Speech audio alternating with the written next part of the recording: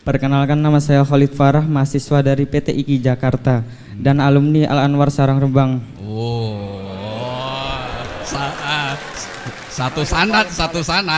Al Anwar 2. Karena jenengan terkenal dengan logika yang luar biasa, jadi poin saya, apa bantahan Anda, semoga Allah menjaga jenengan, amin, terhadap orang yang berdalil dengan ayat ini, fanafahna fihi mir ruhina, maka kami tiupkan ke dalam rahimnya sebagian dari roh kami, bahwa Isa itu adalah anak Allah, maha tinggi Allah terhadap apa yang dikatakan orang-orang zalim. Kami berharap jenengan berkenan memberikan penjelasan tentang hal tersebut. Terima kasih, syukron. Bismillahirrahmanirrahim. Assalamualaikum warahmatullahi wabarakatuh. Waalaikumsalam warahmatullahi wabarakatuh. Gus, nama saya Indana Zulfa, saya dari Boyolali dan saya santri BK angkatan 31. Pertanyaan saya, bagaimana pendapat Gus Baha tentang wanita karir ataupun wanita yang aktif dalam bidang sosial? Terlebih wanita ini adalah seorang penghafal Al-Quran. Maksud saya, yang wanita karir ini bukan hanya dalam mengajar, tidak hanya bekerja dengan mengajar, tapi dia juga terjun dalam bidang bisnis dan juga suka melakukan inovasi-inovasi baru seperti mendirikan lembaga sosial dengan tujuan untuk menolong orang lain. Dan dalam Islam sendiri, bagaimana aturannya atau batasan-batasannya? Terima kasih. Terima kasih. Monggo langsung. Provokator.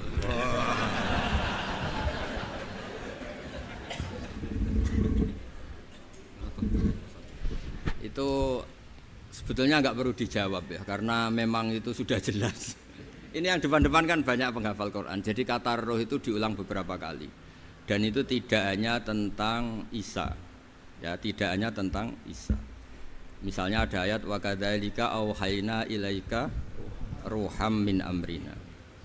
Dan dulu di era ulama dulu juga pernah ada seorang pendeta yang ya dengan tanda kutip yang mengganggu karena terus tanya seorang kiai, saya menemukan bukti bahwa di Quran itu ada pengakuan kalau Isa itu ruhullah wa kalimatuh. Terus baca ayat yang Anda baca tadi. Terus kenapa yang kau akui hanya Isa? Kalau kata itu juga pernah dipakai Allah untuk Nabi Adam. Nabi Adam juga diistilahkan wa nafakhtu fihi mir ruhi. Anda hafal Quran enggak? Kalau enggak berarti enggak keren kayak saya. Maksud saya bilang santri Anwar kan se-alma mater. Lah, adu kerennya di poin. Kalau Anda hafal Quran pasti kayak saya tahu kalau kata roh itu penggunaannya tidak hanya tentang Isa. Dan itu sudah lebih dari cukup itu dan bikin Anda tobat ingin ngapalkan nanti. Ya kan, jelas kan? Ya Pak Sarkasi ya, kan ada wa kadzalika auhayna ilaika ruham min amrina. Tentang Nabi Adam misalnya Pak wa nafakhtu fihi birruhi. Jelas ya? Ya. Terus kedua pakai teori ulumul Quran. Teori ulumul Quran itu begini.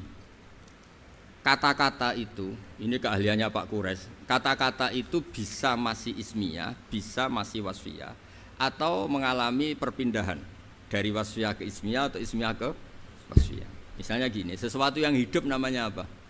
Roh. Sesuatu yang hidup namanya kan? Nah, asal kehidupan disebut roh. Karena Quran itu bisa menghidupkan, disebut auhayna ilaika ruhan, karena bikin hidup. Orang kalau punya Quran kan punya semangat, punya hidup. Bandingannya adalah orang yang nggak bisa berpikir disebut orang yang mati, karena nggak punya daya berpikir atau tidak bisa mikir. Sehingga orang yang pinter istilahnya Quran liyahlika man halaka am bayinati wa yahya man hayya am bayinah. Jadi kalau orang enggak pinter itu disebut mati. Karena wujuduhu keadami. Dan itu Anda harus ngaji seperti itu. Nah, sehingga istilah-istilah itu ya normal saja karena Adam dikasih kehidupan, Nabi Isa dikasih kehidupan dan Quran bisa menghidupkan kita dengan pencerahannya, semuanya itu disebut roh. Jadi istilah roh itu tidak harus yang Anda bayangkan terus begini, terus kayak apa, itu ya biasa aja karena tadi ada lafadz yang enggak lepas dari makna wasfiyahnya. Nah, di Quran itu sering ada kata gitu, misalnya begini, ini contoh Ini sebagai penghormatan ini sama yang bajak ini. Saya beri contoh, Quran itu dikatakan apa? Quran, karena makruh dibaca kan.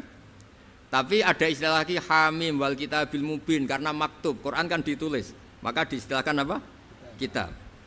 Tapi Quran juga punya fungsi memisahkan hak dan batil, disebut furqan. Wa ma anzalna ala abdina yaumal furqan yaumal taqal. Nah, karena furqan itu makna wasfiyahnya itu memisahkan antara hak dan batil, maka Taurat pun pernah disebut sebagai furqan. Walaqad ataina Musa wa Harunal furqan. Itu bukan furqan yang kayak Quran kita, tapi ya Taurat.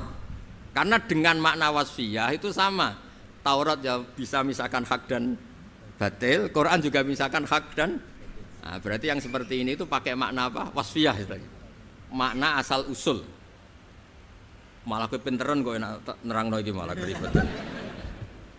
Dan yang dari Ufti, jenengan aja ya gimana? Provokator tenan iki. Kenapa Quran yang bisnis? Wanita karir.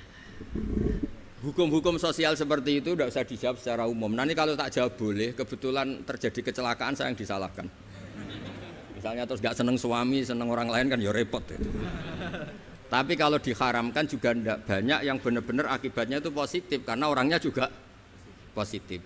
Nah di adat fikih Bali, di adat fikih itu hukum fikih yang produk-produknya itu bersifat sosial, biasanya ulama itu pasti khilaf karena nggak ada kepastian semua. Misalnya begini, anak hafid merantau di Jakarta boleh enggak? Dibilang nggak boleh yang manfaat ya banyak, dibilang boleh yang tersesat ya. Kan nggak jelas hukum itu udah harus hafid gini ya sama ini. Dulu ini di kampung khusus di Jakarta berulah semua ini. Kayak gitu itu kan nggak jelas karena masalah sosial. Ada ini yang kisah nyata. Istri saya haji itu tidak sama saya, ibu saya haji ya tidak sama bapak. Tak tanya, kata orang-orang tanya, Gus umumnya istri haji sama suami. Terus ada yang cerita, bener Gus, bener jenengan nak haji tidak usah sama suami istri. Kenapa? Mekah itu gak tempat bertarung, biasanya suami istri itu bertarung. Mekah itu gak tempat konflik. Biasanya kalau suami istri itu kan tukang konflik. Saya punya teman keluarga keraton itu haji sama istrinya, Prof.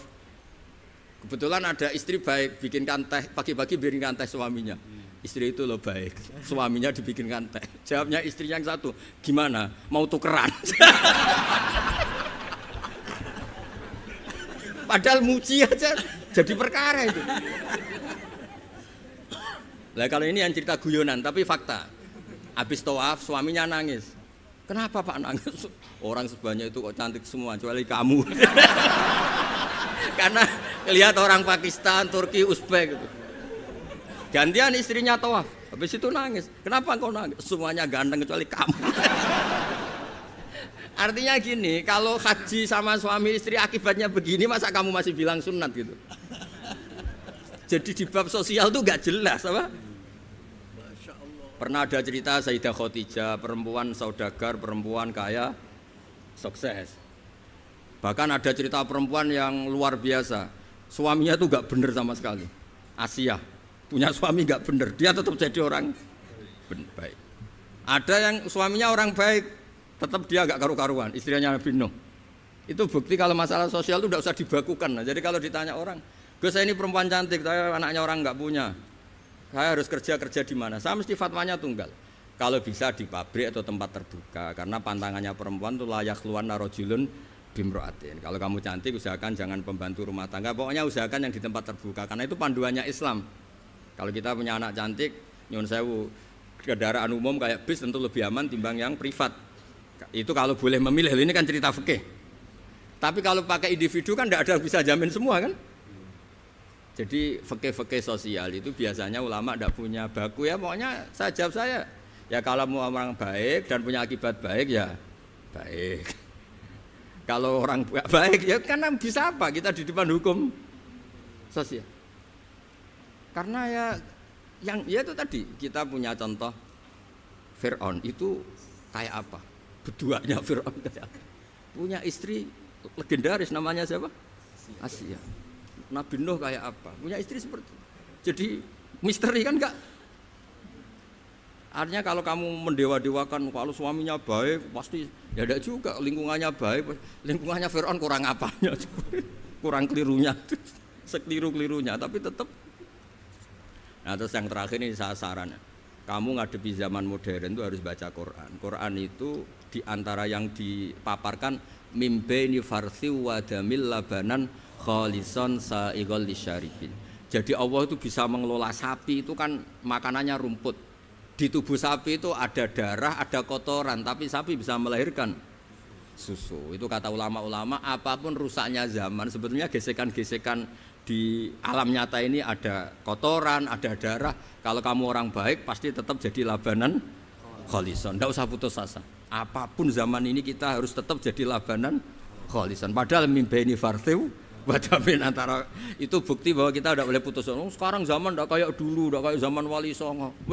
Zaman sekarang pun masih ada bagi, masih ada Ustadz Su'ulada. Wong yang buka pertanyaan dia kok yang suruh jawab saya. Itu pakai fikih apa enggak bisa itu enggak bisa. Itu bisanya benar kalau saya ampuni, kalau enggak.